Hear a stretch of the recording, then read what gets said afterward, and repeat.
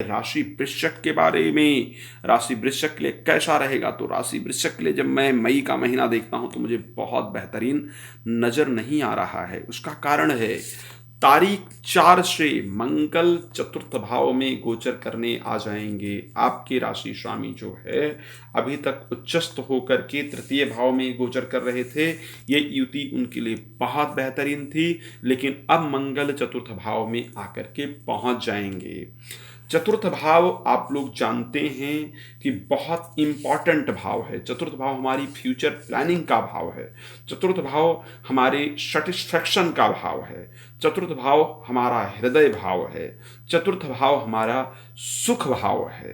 मंगल के चतुर्थ भाव में पहुंचने पर और शनि की शत्रु राशि में पहुंचने पर आपके साथ परिस्थिति घटित होगी। अचानक खर्चे आपके बढ़ जाएंगे, अचानक आपके खर्चों में वृद्धि हो जाएगी।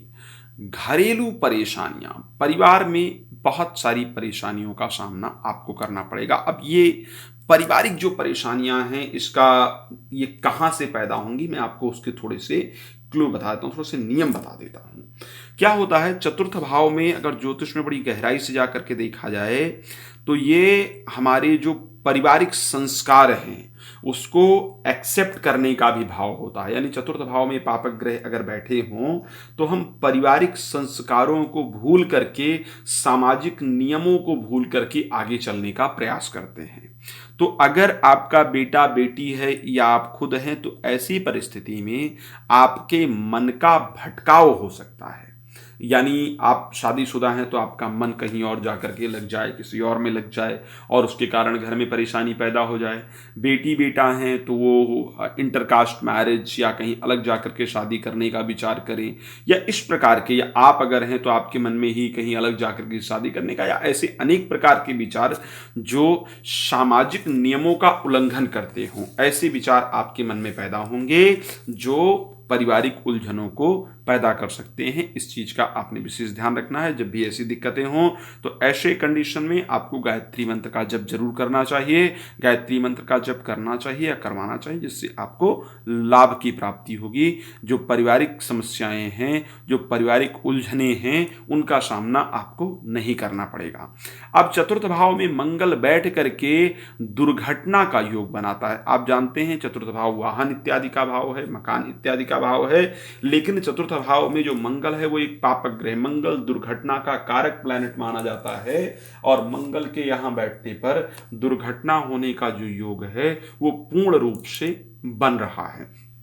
तो अगर हम ऐसी कंडीशन को उठा करके देखते हैं तो ये भी एक बहुत खतरनाक योग है। यानी वाहन इत्यादि हमें बड़ी सावधानी के साथ चलाने की आवश्यकता है। लेकिन 2-3 चीजों के लिए बहुत अच्छा है।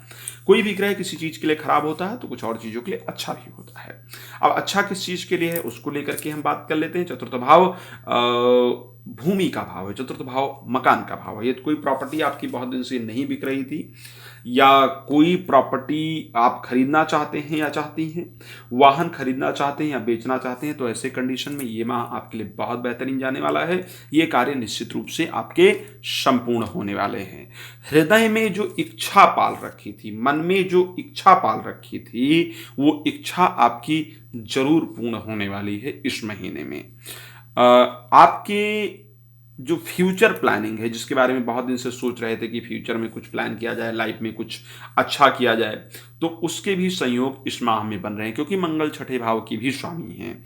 तो ऐसी परिस्थिति में कुछ लोग शत्रुता या षड्यंत्र के द्वारा आपको किसी जमीनी मामले में फंसाने का प्रयास करेंगे, या आपका जमीन इत्यादि हड़पने का प्रयास करेंगे, या जो आपके बहुत करीब हो, चाहे वो आपके प्रेमी या प्रेमिका हो, उसके बारे में भड़का करके आपके संबंधों को तोड़ने का प्रयास करेंगे। तो यहाँ पर आपको सावधान रहना होगा। लाल कपड़े नहीं पहनने होंगे, हरे कपड़े आपके लिए बहुत शुभ होंगे। शुक्रवार का दिन आपके लिए शुभ होगा और 3 का अंक आपके लिए बेहतर होगा इस माह में।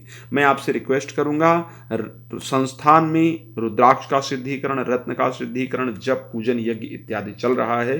तो यदि अपने विषय में कोई पूजा पाठ इत्यादि कराना है, कोई जप कराना है, या अपने विषय में आपको विशेष जानकारी प्राप्त करनी है, तो भी आप नंबर पे कॉल करके अपने विषय में जानकारी प्राप्त कर सकते हैं। आज के लिए बस इतना ही। फिर एक नए कार्यक्रम के साथ आपके सामने हाजिर होऊंगा। तब तक के लिए जय श्री राम।